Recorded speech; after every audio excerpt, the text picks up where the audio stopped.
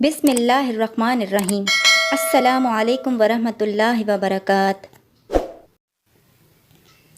رات کا اندھیرا جیسے جیسے گہرا ہوتا جا رہا تھا، میں نشے میں بے سدھ ہوتا گیا اور وہیں ایک جانب پٹھے پر لیٹ کر سستانے لگا۔ عموماً شراب کے اڈے کوئی بہت خوبصورت نہیں ہوتے، بلکہ انہیں ایک بیسمنٹ میں بنایا جاتا ہے تاکہ پولیس کی نگاہ سے محفوظ رہا جا سکے۔ عموماً شراب کے اڈے کسی کباڑ خانے کا مظاہرہ ہی پیش کرتے ہیں۔ گاہکوں کو بھی علم ہوتا ہے کہ ہمارے مطلب کی چیز اسی کباڑ خانے میں ملے گی۔ میں بھی ایک ایسا ہی گاہک تھا جس سے علم تھا کہ میرے مطلب کی شے یہاں ہی مجھے مل سکتی ہے۔ اس علاقے میں پولیس کی مداخلت غیر ممنوع تھی، چونکہ انہیں ان کا حصہ ہر ماہ مل جاتا تھا، سو وہ نہ بیچنے والوں کو ستاتے تھے اور نہ ہی خریدنے والوں کو۔ میں شراب پی کر تقریباً بے سدھ ہو چکا تھا جب اچانک سے مجھے یاد آیا کہ میرا آج گھر جانا بے حد ضروری ہے۔ ہماری عیاش دنیا کے لوگوں کا ایک مختلف ہی قانون تھا کہ ہر 6 ماہ میں ایک رات ان سب گھروں میں چھاپا مارا جاتا تھا جو میرے ہی جیسے تھے، یعنی کہ امیر اور عیاش لوگ۔ اگر چھاپے کی صورت میں ہم لوگ گھر پر موجود نہیں ہوتے تھے تو جتنا ان کے ہاتھوں میں مال سماتا وہ ڈاکہ ڈال کر چلے جاتے، لیکن اگر ہماری گھر میں موجودگی ہوتی تو ہمیں کوئی کچھ نہیں کہہ سکتا تھا۔ یہ بھی ایک طرح سے اڈا ہی تھا، لیکن یہاں لوگوں کو 6 ماہ پہلے آگاہ کر دیا جاتا تھا کہ اس روز اگر آپ گھر پر موجود نہیں ہوئے تو پھر اپنے گھر میں ہی تم لوگوں کو سوائے عمارت کے کچھ بھی پڑا نہیں ملے گا۔ سو جیسے ہی مجھے یہ بات یاد آئی میں جلدی سے شراب خانے سے باہر نکلا، مگر قدم بہت ڈگمگا رہے تھے اور نشہ بھی سر چڑھ کر بول رہا تھا۔ میں جیسے ہی شراب کے اڈے سے باہر نکلا، مجھ سے ایک لڑکی بھاگتے ہوئے ٹکرا گئی۔ چونکہ میں بھی نشے میں تھا اور خود کو بڑی مشکل سے سنبھال کر چل رہا تھا، جس پر لڑکی کے ٹکرانے سے نیچے گر گیا اور خود پر قابو نہیں رکھ سکا میں۔ میرے نیچے گرتے ہی وہ لڑکی ہلکا سا چیخی اور جلدی سے میرے قریب پڑے پھٹے کے نیچے چھپ کر مجھے کہنے لگی، کسی کو مت بتائیے گا کہ میں یہاں چھپی ہوں، ورنہ وہ لوگ مجھے پکڑ کر لے جائیں گے۔ گرنے سے میرا نشہ کچھ حیران ہو چکا تھا، مگر میں اپنے مکمل حواسوں میں ابھی بھی نہیں آیا تھا۔ تبھی آنکھیں پھاڑ کر لڑکی کو دیکھنے لگا، مگر وہ پھٹے کے نیچے مزید آگے چلی گئی، یہاں تک کہ رات کی تاریکی میں اب وہ دکھائی بھی نہیں دے رہی تھی۔ میں اس کی باتوں کو سمجھنے کی کوشش کرتا وہیں زمین پر بیٹھا پھٹے سے ٹیک لگا چکا تھا۔ میں بیٹھتے ہی دوبارہ سے غنودگی میں جانے لگا تھا جب کسی نے جھنجھوڑ کر میرے کندھوں کو ہلایا اور میں ہڑبڑا کر اٹھ بیٹھا۔ آنکھیں کھولیں تو نظر دھندلا رہی تھی اور دماغ گول گول گھوم رہا تھا، جبکہ میرے سامنے کھڑے 4 انسان مسلسل مجھ سے کچھ پوچھ رہے تھے۔ چونکہ میں اچانک غنودگی سے جاگا تھا، اس لیے ان کی بات میں سمجھ نہیں سکا، جس کے جواب میں مجھے ایک زوردار لات اپنی کمر میں رسید ہوتی ہوئی محسوس ہوئی اور میں پورے ہوش و حواس میں آ گیا۔ اب سامنے کھڑا ایک شخص مجھ سے کسی لڑکی کے بارے میں پوچھ رہا تھا کہ تم نے یہاں کسی لڑکی کو کالے لباس میں تو نہیں دیکھا؟ میں سمجھ گیا کہ وہ اسی لڑکی کی بات کر رہا ہے جو کچھ دیر پہلے پھٹے کے نیچے چھپی تھی۔ میں نے اسے بتانے کی خاطر پٹھے کی جانب اشارہ کیا تو شاید یہ لڑکی کی قسمت تھی۔ میرا ہاتھ کے نشانے پر گلی تھی جو بالکل اس پٹے کے پیچھے ہی پڑتی تھی۔ ان آدمیوں کو لگا میں نے گلی کا کہا ہے، جس پر وہ جلدی سے بھاگتے ہوئے وہاں غائب ہو گئے اور میں پھر سے غنودگی میں جانے لگا جب مجھے ایک نسوانی سی آواز کانوں میں پڑتی ہوئی محسوس ہوئی، پلیز میری جان بچا لیں، یہ لوگ بہت خطرناک ہیں، مجھے یہاں سے آپ کے علاوہ کوئی بھی نہیں دیکھا، مہربانی کر کے میری مدد کریں، پلیز مجھے بچا لیں۔ اس آواز پر میں نے ایک دم سے آنکھیں کھولیں تو سامنے ہی ایک نقاب پوش لڑکی کھڑی تھی جو عمر میں بہت چھوٹی دکھائی دے رہی تھی۔ حیرت سے دیکھنے لگا میں اس کو اور پوچھا کہ کون ہو تم؟ جس پر وہ بھکلا کر بولی، پلیز میری مدد کریں، میں آپ کو سب کچھ بتا دوں گی، ابھی مجھے یہاں سے لے جائیں، اگر وہ لوگ واپس آئے تو ضرور مجھے پکڑ لیں گے۔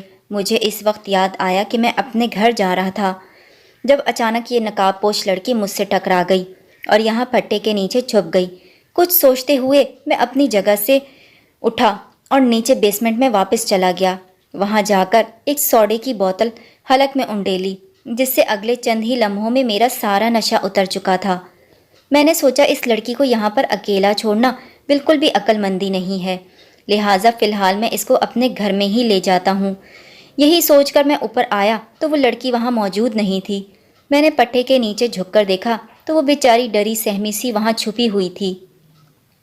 میں نے نقاب پوش لڑکی کو باہر آنے کو بولا، کہا کہ چلو میں تمہاری مدد کرنے کو تیار ہوں۔ یہ سن کر وہ ایک دم سے بہت خوش ہو گئی۔ میں نے اسے بتایا کہ فی الحال میں فی الحال یہ جگہ اس کے لیے محفوظ نہیں ہے، سو میرے ساتھ وہ میرے گھر چلے، وہاں جا کر سوچتے ہیں اس ساری صورتحال سے کیسے نپٹا جا سکتا ہے۔ اس بات پر وہ فوراً میرے ساتھ چلنے کو تیار ہو گئی۔ اگلے کچھ ہی لمحوں میں ہم دونوں میرے گھر میں آگے پیچھے داخل ہوئے۔ میں داخل ہوتے ہی میں نے سب سے پہلا جائزہ لیا کہاں چھاپا پڑ چکا ہے یا نہیں، لیکن شکر ہے کہ وہاں کچھ بھی چیز نہیں ہلی ہوئی تھی، یعنی چھاپا پڑنے سے پہلے ہی میں وہاں موجود تھا، جس کا مطلب تھا کہ میں اور میرا گھر دونوں ہی محفوظ ہیں۔ صرف لڑکی کو بچانے کا مسئلہ باقی تھا اب، لیکن یہ بھی کوئی بڑی بات نہیں تھی میرے لیے، کیونکہ میرا گھر ان آدمیوں سے بچنے کے لیے صحیح جگہ تھی۔ گھر میں داخل ہوتے ہی میں نے لڑکی کو ایک کمرے کی جانب اشارہ کرتے ہوئے کہا کہ تم وہاں جا کر آرام کر سکتی ہو، اب تمہارے پیچھے کوئی بھی نہیں ہے، تم یہاں محفوظ ہو۔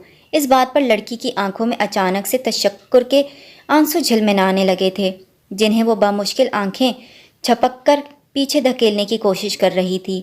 میں نے ابھی صرف اس نقاب پوش لڑکی کی آنکھیں دیکھی تھیں، جو کہ بے حد خوبصورت تھیں۔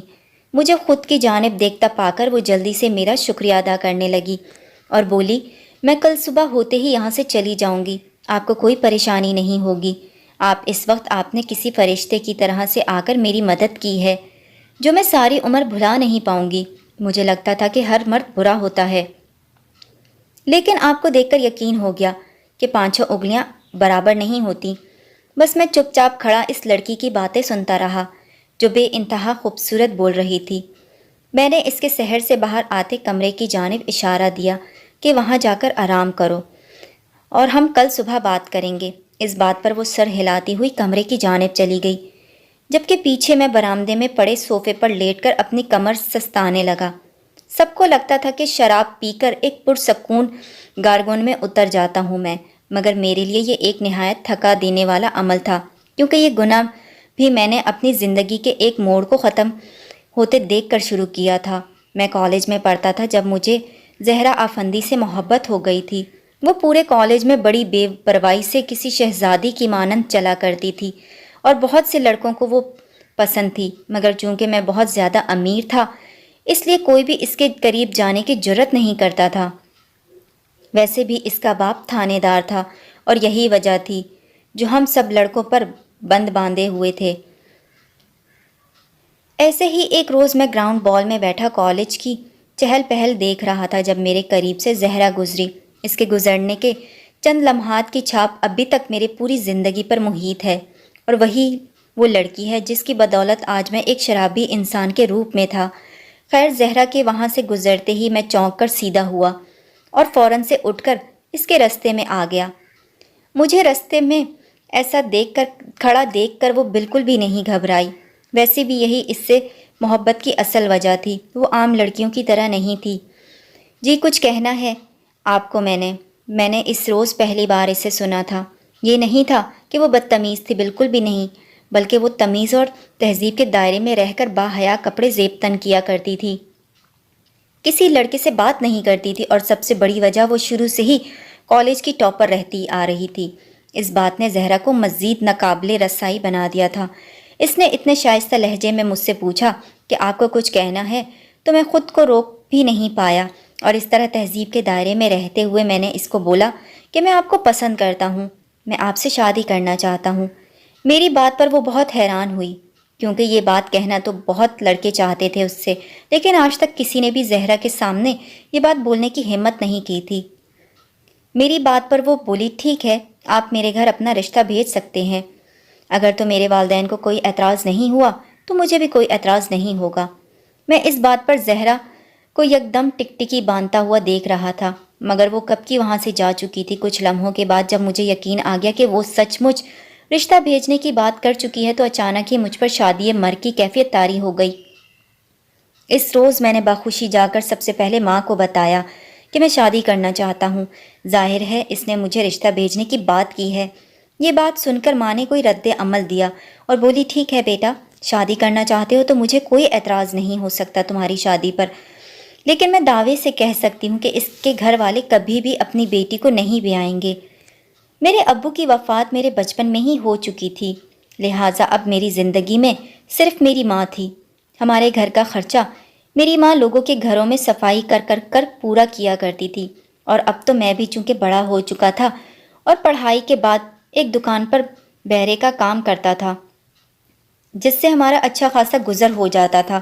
اماں کے لاکھ سمجھانے پر بھی میری یہی تان تھی کہ مجھے زہرا سے شادی کرنی ہے، ضرور وہ بھی مجھے پسند کرتی ہوگی، ورنہ بلا وجہ اپنا رشتہ بھیجنے کی بات نہیں کرتی۔ بالآخر میری مچائی ہوئی جلد بازی سے تنگ آ کر اماں ان کے گھر رشتہ لے گئیں، لیکن وہ دن جس کا اختتام میں نے نہایت خوشگوار سوچا تھا بہت برا تھا۔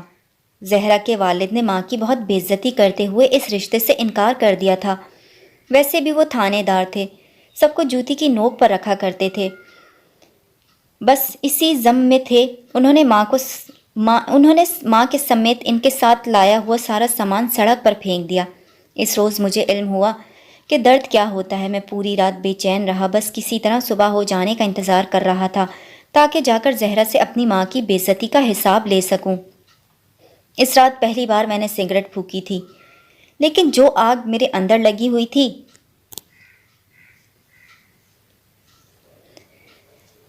وہ اس سگریٹ سے کہیں زیادہ شدید اور زہریلی تھی۔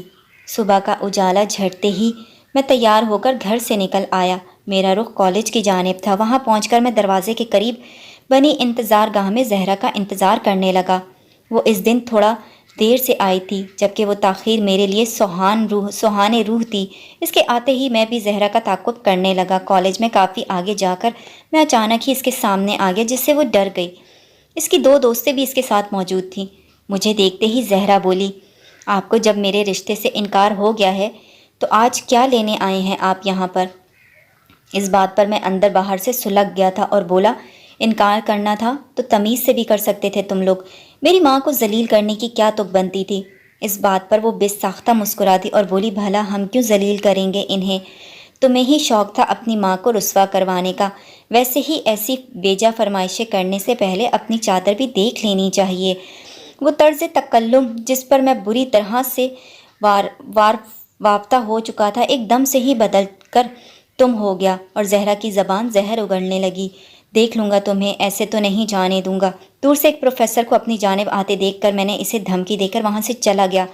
میں نے سوچ لیا تھا کہ اس باپ کی بیٹی کو ایسے تو نہیں جانے دوں گا، لیکن شاید قسمت پہلے ہی میرے متعلق سب کچھ طے کر چکی تھی۔ جب شام کے وقت میرے دروازے پر پولیس آ گئی اور دھڑا دھڑ دروازہ کھٹکھٹا کر اگلے چند منٹوں میں مجھے گرفتار کر کے جا چکی تھی، میری ماں انہیں روکتی رہ گئی کہ میرا بیٹا بے قصور ہے، اس کو چھوڑ دو، مگر ان بے رحموں نے کسی کی نہ سنی اور تھانے لے جا کر مجھے ایسی مار لگائی جس نے ساری عمر کے لیے اس معصوم اختر کو بدل کر رکھ دیا تھا۔ بس اپنا قصور پوچھے جا رہا تھا میں، مگر کالی وردی میں ملبوس وطن کے محافظوں نے میری بات نہیں سنی، بلکہ میرے پورے جسم کو چھنی چھنی کر دیا۔ رات کو میں تقریباً بے ہوشی کی حالت میں پڑا تھا جب بھاری بوٹوں کی آواز میرے قریب آئی۔ اس لمحے مجھے ادراک ہوا کہ زہرا کو دی گئی دھمکی کی سزا ہے یہ۔ جاتے وقت انہیں بھاری بوٹوں نے میرے چہرے پر بہت بے رحم ٹھوکریں رسید کیں، مگر میں بے بسی سے مار کھاتا رہا۔ اس روز میں وہ انسان چن گیا تھا جس میں ہر برائی تھی۔ اگلے روز مجھے زہرا سے دور رہنے کی دھمکی دے کر ایک کچرے کے ڈھیر میں پھینک دیا گیا تھا۔ پتہ نہیں پھر کیسے کون مجھے میرے گھر چھوڑ کر آیا، لیکن وہاں بھی ایک الگ ہی قیامت برپا تھی جو میرا انتظار کر رہی تھی۔ مجھے پولیس پکڑ کر لے گئی تھی۔ اسی دکھ نے ماں کو ہارٹ اٹیک کر دیا تھا اور وہ اس دنیا سے رخصت ہو چکی تھیں۔ سب لوگ میرا ہی انتظار کر رہے تھے۔ میں اپنے ٹوٹے پھوٹے وجود کے ساتھ بمشکل اپنی ماں کا جنازہ پڑھ سکا، لیکن اس روز میں بالکل نہیں رویا۔ سوچ چکا تھا کہ اس دنیا کو رلاؤں گا میں، مگر یہ میری غلط فہمی تھی، کیونکہ دنیا بہت بے رحم اور ظالم ٹھہری تھی۔ میں نے بعد میں پڑھائی چھوڑ کر دوسری جگہوں پر چوریاں کرنا شروع کر دی تھیں۔ میرا بس یہی خواب تھا کہ بہت زیادہ امیر بننا ہے مجھے، اس کا ذریعہ کوئی بھی ہو۔ میں نے بہت چوریاں کیں۔ جب یہاں ہاتھ بھی اچھی طرح سے صاف ہو گیا تو پھر ڈکیتی بھی کرنے لگا، اور وہاں بھی ایسے کامیابی سے بچ کر نکل جاتا تھا کہ کبھی کبھار پولیس بھی حیران رہ جاتی تھی۔ میں نے ایک ڈکیتی زہرا کے گھر میں بھی کی تھی۔ اسی روز ڈکیتی کے بعد میں نے اس کا چہرہ تیزاب سے جھلسنے کا سوچا، مگر اپنی مری ہوئی محبت کے سامنے بے بس ہو کر میں کچھ بھی نہیں کر سکا۔ کہتے ہیں نا، محبوب چاہے جتنا بھی ظالم کیوں نہ ہو، عاشق کبھی بھی اس سے محبت کرنا نہیں چھوڑ سکتا۔ میرے ساتھ بھی یہی کچھ ہوا تھا۔ میرے سامنے وہ شخص میری گولی کے نشانے پر تھا جس نے مجھے پوری رات تھانے میں بند کر کے جسمانی اذیت سے گزارا تھا۔ وہی شخص میری ماں کی موت کا بھی ذمہ دار تھا، مگر میں زہرا کو دیکھ کر بے بس ہو گیا تھا۔ میرے سارے بدلے نہ جانے کہاں پر سو گئے تھے اور مجھے خبر بھی نہیں ہوئی۔ کچھ روز بعد زہرا کی شادی تھی۔ میں اسے اس کی شادی پر ایک ایسا بھیانک تحفہ نہیں دے سکتا تھا۔ اس دن کے بعد میں نے چوری چکاری بھی چھوڑ دی تھی، کیونکہ میں اتنا کچھ اس دنیا سے لوٹ چکا تھا جو میری 7 نسلوں کے لیے بھی بہت تھا۔ اب ہر وقت میرے سامنے زہرا کا ڈرا سہما چہرہ رہتا تھا۔ اس کی حیرت سے پھٹی ہوئی آنکھیں مجھے ہر کونے سے دیکھتی تھیں۔ جنہوں نے مجھے ڈکیتی کرتے دیکھا تھا، یہ سب بہت اذیت ناک تھا۔ کچھ دن کے بعد زہرا کی شادی بھی ہو گئی، مگر میں اس کی یاد سے باہر ہی نہیں نکل آیا اور اپنا غم بھلانے کے لیے رات بھر سگریٹ پھونکتا، ساتھ ہی شراب کی بوتلیں بھی خالی ہو جاتی۔ میں 3 دن نشے میں بے سدھ پڑا رہتا۔ اس دنیا میں میرا کوئی ہمدرد، کوئی دوست، کوئی رشتہ دار بھی نہیں تھا جس کے کندھوں پر میں بے پرواہ ہو کر اپنا سر رکھ سکوں۔ ایسے ہی ایک روز میں شراب خانے میں بے سدھ پڑا تھا جب مجھے چھاپے کا یاد آیا۔ چھاپے کا یاد آتے ہی میں گھر کی جانب جانے کے لیے نکلا، لیکن عین اسی وقت نقاب پوش لڑکی سے میرا ٹکراؤ ہو گیا اور وہاں پر ایسے حالات بن گئے کہ بالآخر مجھے اس لڑکی کو اپنے ساتھ گھر لانا پڑا۔ وہاں اس نے میرا بے حد شکریہ ادا کیا اور میں پھر اسے کمرے میں آرام کرنے کا بول کر برآمدے میں پڑے صوفے پر لیٹ گیا تھا، جہاں لیٹتے ہی مجھے اپنا ماضی ایک فلم کی طرح چلتا ہوا محسوس ہوا۔ کچھ دیر کے بعد میں اچانک سے ہی اٹھ بیٹھا، کیونکہ ماضی کا اچانک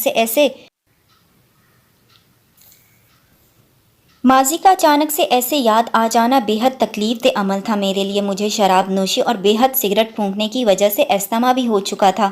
ایسے اچانک سے ہی مجھے کھانسی کا بہت شدید دورہ پڑ گیا، جس کے خاتمے کے لیے مجھے انہیلر چاہیے تھا۔ میں نے ادھر ادھر دیکھا تو یاد آیا انہیلر اسی کمرے میں ہے جس میں اس لڑکی کو آرام کرنے کا بولا تھا میں نے۔ شاید میں اندر نہ جاتا، لیکن اس وقت میری حالت بہت بری ہو رہی تھی کہ برداشت سے باہر تھا۔ میں کھانستا ہوا کمرے میں گیا اور بیڈ کی سائڈ ٹیبل پر پڑا انہیلر اٹھا کر منہ میں اسپرے کیا۔ کچھ ہی لمحوں میں مجھے آرام آ گیا تو میں نے دیکھا کہ وہ لڑکی مجھے سہمی ہوئی نظروں سے دیکھ رہی تھی۔ وہ لڑکی بے حد خوبصورت تھی، اتنی کہ زہرا بھی ایسی نہیں تھی۔ اس کے چہرے پر بہت زیادہ چمک اور نور کا ہالہ سا تھا۔ اسے دیکھ کر میری حالت کے ساتھ نیت بھی خراب ہونے لگی تھی۔ جب پہلے ہی میں اتنے گناہ کر چکا تھا تو ایک مزید گناہ کرنا کیا فرق پڑتا تھا مجھے؟ سارے گناہوں میں تو میں لتھڑا ہوا تھا۔ وہ لڑکی بھی شاید میرے برے ارادوں کو بھانپ چکی تھی۔ اس کے چہرے پر سے ایک التجا تھی، مگر اس رات کی تنہائی میں مجھ پر کوئی التجا اثر نہیں کر سکتی تھی۔ میں زہرا کے دیے گئے زخموں کا بدلہ ہر ایک سے لیتا رہا تھا، سوائے اسی زہرا کے جس نے مجھے ایک شریف النفس انسان سے ایک عیاش انسان بنا ڈالا تھا۔ میں جیسے جیسے بری نیت سے آگے بڑھتا جا رہا تھا، وہ لڑکی منتیں کرنے لگی، مگر وہ میرے سامنے اس وقت بے بس تھی اور کوئی مزاحمت بھی نہیں کر سکتی تھی۔ میں جیسے ہی اس کے قریب گیا تو میری نظر اس کی ایک ایسی چیز پر پڑی جس نے میری دنیا ہی بدل دی تھی۔ میں جو انسان بن چکا تھا اس سے میری واپسی کبھی بھی ممکن نہیں تھی، لیکن یہ صرف میری سوچ تھی، کیونکہ میں حقیقت میں بدل چکا تھا۔ اکثر اوقات لوگ کہتے ہیں کہ میرے ساتھ یہ ہوا تو میں بدل گیا، مجھے خدا مل گیا، وغیرہ وغیرہ۔ ان لوگوں کی یہ باتیں مجھے ہمیشہ ہنسنے پر مجبور کر دیتی۔ جو میں سوچتا تھا کہ مجھے صرف زہرا بدل سکتی ہے، اس کے علاوہ اور کوئی نہیں۔ زہرا کے بعد جو شخص میں بن چکا تھا اس کی واپسی کبھی بھی ممکن نہیں تھی۔ یہ ہمیشہ ایک عیاش انسان ہی رہے گا۔ دنیا اس سے نفرت کرے گی اور یہ گناہ میں ملوث ہونے کے باوجود توبہ نہیں کرے گا، تو یہ میری خام خیالی تھی، کیونکہ رات کی تنہائی کے اس پہر میرے ساتھ جو ہوا وہ آگے میری زندگی پر اثر انداز ہو چکا تھا، اور صبح طلوع ہونے سے پہلے میں ایک ایسا انسان بن چکا تھا جس کی ہر سانس میں توبہ کا ورد تھا۔ میں نے رات کے اس پہر لڑکی کے گلے میں ایک لاکٹ دیکھا تھا۔ دیکھنے میں وہ محض ایک معمولی سا لاکٹ تھا، مگر اس وقت کوئی مجھ سے پوچھتا کہ میری نگاہوں میں اس کی کیا اہمیت تھی تو میں اس کے سامنے اپنا آپ کھول کر رکھ دیتا۔ وہ سنہری رنگ کا ننھا سا لاکٹ تھا جس کے آخر میں چھوٹا سا خانہ کعبہ منسلک تھا۔ اس کعبہ کو دیکھ کر مجھے خدا کی یاد آ گئی اور اس بات نے میرے دل میں ایسا شدید حملہ کیا کہ میں وہیں سجدے میں گر گیا۔ میرے دل و دماغ پر صرف یہی بات گھوم رہی تھی کہ وہ خدا جس نے اس لڑکی کی حفاظت ان بدماشوں سے مجھ شرابی کے ہاتھوں کروائی ہے، تو کیا وہ میری بری نیت سے لڑکی کو نہیں بچا سکے گا؟ بالکل، وہ اس لڑکی کو مجھ سے بھی بچا لے گا، لیکن پھر میرا کیا بنے گا؟ مجھے کون سنبھالے گا؟ اگر خدا مجھ سے ناراض ہو گیا تو مجھ پر اپنی رحمت کون کرے گا؟ اللہ پاک نے خود ہی تو کہا ہے کہ مرنے سے پہلے تک توبہ کا ہر دروازہ کھلا ہے، تو پھر کیوں نہ میں توبہ کے اسی دروازے سے داخل ہو جاؤں جس میں رب کی رضامندی شامل ہے۔ اس بات نے میری پوری زندگی بدل کر رکھ دی۔ میں اسی وقت کمرے سے باہر آ گیا۔ اگلی صبح اس لڑکی نے مجھے بتایا کہ اس کے امی ابو مر چکے ہیں اور چاچی نے اسے ایک کوٹھے پر بیچ دیا تھا، جہاں سے وہ بے حد مشکلوں سے نکل کر بھاگنے میں کامیاب ہو گئی۔ جب کوٹھے والوں کو علم ہوا جس لڑکی نے انہیں بھی دوپہر میں خریدا تھا وہ بھاگ چکی ہے، تو انہوں نے کچھ آدمیوں کو میرے پیچھے لگا دیا تھا۔ پھر اللہ نے آپ کو اچانک سے میری مدد کے لیے بھیج دیا۔ میں ہکا بکا اس لڑکی کی باتیں سن رہا تھا۔ کتنا یقین تھا نا اسے رب پر، اور ایک میں گنہگار تھا۔ میں نے اس لڑکی کی رضامندی سے اسی دن مسجد میں جا کر اس سے نکاح پڑھ لیا اور رب سے وعدہ کیا کہ میں دوبارہ سے پہلے والا اختر بننے کی کوشش کروں گا، جسے رب کی رضا بہت عزیز تھی۔ آج الحمدللہ میں اپنے گھر میں بہت خوش ہوں اور تمام گناہوں سے بھی توبہ کر چکا ہوں۔ امید کرتی ہوں کہ آپ کو یہ کہانی پسند آئی ہوگی۔ چینل پر نئے ہیں تو چینل کو لازمی سبسکرائب کیجیے گا۔ پھر حاضر ہوں گی ایک نئی کہانی لے کر، تب تک کے لیے اللہ حافظ۔